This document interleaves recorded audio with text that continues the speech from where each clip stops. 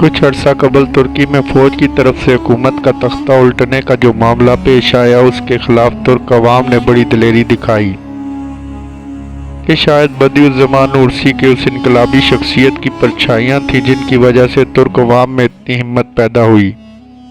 यूँ कौम एक अजीम साने से बच गई। बदिउज़्ज़मान की इल्मी तसानीफ ने ही तुर्की में इनकलाब की बीज डाल दी थी। अलबत्ता मुखालफिन के बेतहाशा इल्ज़ामात ने बदिउज़्ज़मान की हकीकी तस्वीर ज़माने से छुपाई है। बदिउज़्ज़मान नूरसी एक आला ज़र्फ़ और मेहरबान शख्सियत के हामिल इंसान थे। उन पर इल्ज़ामात लगाए गए, उन्हें दरबदर किया गया, हुकूमतों ने उनके खिलाफ कार्रवाइयाँ की, लेकिन वो कहते हैं, जो लोग मेरे लिए कैद खानों में जगह तैयार करते हैं, जो मुझे एक अदालत से दूसरी अदालत तक घसीटते फिरते हैं, जो मुझे जहर पिलाते हैं, मैं उन सब को दरगुजर करता हूँ। मेरे दोस्तों को चाहिए कि उनसे मेरा इंतकाम ना लें। आपकी हक कोई का अंदाज़ा इस बात से लगाएं कि मुस्तफ़ा कमाल अतातुर्क भी आपके दीनी नज़रियात और अफ़कार के मुखालिफ था।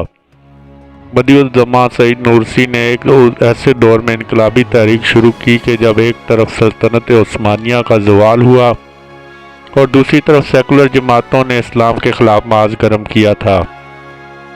बदिउज़्ज़मान तालीमी मैदान में अच्छी इस्तेदाद के हामिल थे।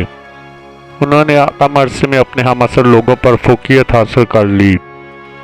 उनका हफ्ज़ा भी इंतहाई तेज़ और कवी था। आपने तसव्वुफ़ के राह से अपने चाहने वालों में इजाफ़ा किया।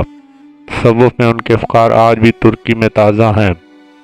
उनके तसव्वुफ़ के समरात ये हैं कि तसव्वुफ़ की वसातत से हक़ाइक़ मानिया से वाक़फ़ियत हासिल हो जाती है और इंसान को अपने वजूद की हकीकत का इल्म हो जाता है कि इसको किस मकसद के लिए पैदा किया गया है, जिसकी वजह से इंसान का क़ल्ब अल्लाह की तरफ माइल हो जाता है और अल्लाह ताला की तरफ मुतवज्जह होने की वजह से अखलाक़ रज़ीला से छुटकारा भी पा लेता है।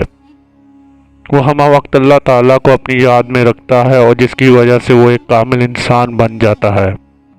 1908 में खिलाफत उस्मानिया के ज़वाल और सुल्तान अब्दुल हमीद की माज़ूली के बाद एक तंजीम जमीयतुल इत्तेहादुल तरक्की सामने आई। इस तंजीम के नज़रियात लादीनियत पर मबनी थे। बदिउज़्ज़मान ने इस तंजीम की पुरज़ोर मुखालफत की और इसके मुकाबले के लिए एक तंजीम अल-इत्तेहादुल मुअम्मदी कायम की। बदिउज़्ज़मान को 1909 में सेकुलर तंजीम की मुखालफत और अपनी तंजीम की तरक्की की वजह से गिरफ़्तार कर लिया गया। आपके साथियों को फांसी दे दी गई। आपका मुकदमा भी इसी अदालत में पेश किया गया जिसमें आपके साथियों को फांसी दी गई थी, ताकि आप डर जाएं और अपने मिशन से बाज आ जाएं।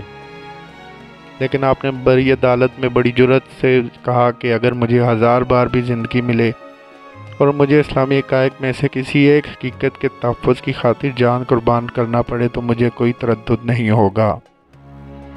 मैं मिल्लत इस्लामिया के सिवा किसी और चीज़ को तस्लीम नहीं करता। मैं कहता हूँ, मैं तो बरज़ख के सामने खड़ा इस गाड़ी का इंतज़ार कर रहा हूँ जो मुझे आखिर तक ले जाएगी।